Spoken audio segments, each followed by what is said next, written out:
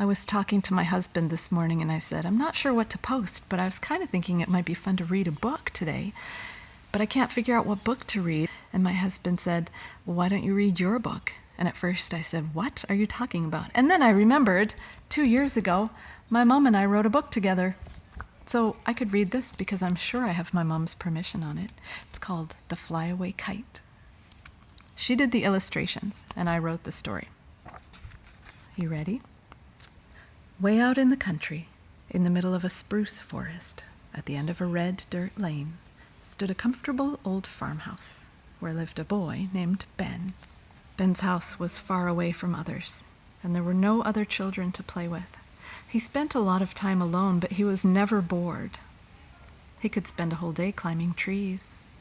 He often visited the freshwater spring where cool water bubbled up from the earth into a clear pool. His grandmother had given him a box of old tools for his birthday and showed him how to use each one.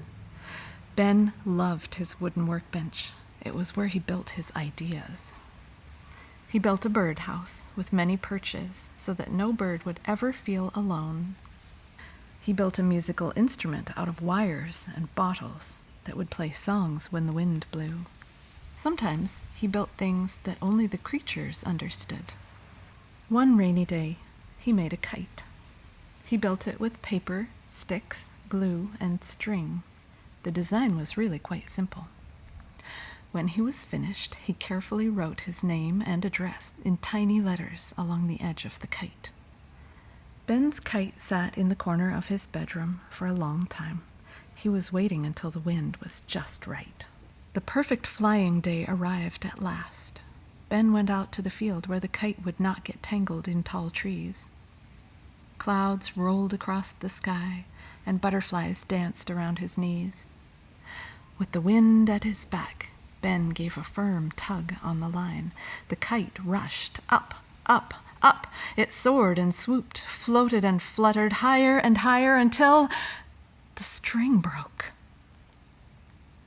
The flyaway kite soared away over the sandy hills, smaller and smaller in the distance, until it was no more than a tiny speck. The kite flew over the old spruce forest, through a frightful storm, and all night long under the moonlight. After a great journey, the wind finally calmed, and the kite landed gently in a field next to a cozy yellow house where a boy named Edward lived. He, too, lived far away from other children and often played alone. The kite wasn't on the ground for long. Edward picked it up and saw the name and address written at the bottom. His mother agreed to help him return the kite to its owner. It was a perfect day for a drive. At the end of the red dirt lane, they arrived at Ben's farmhouse. Edward knocked, and the front door swung open.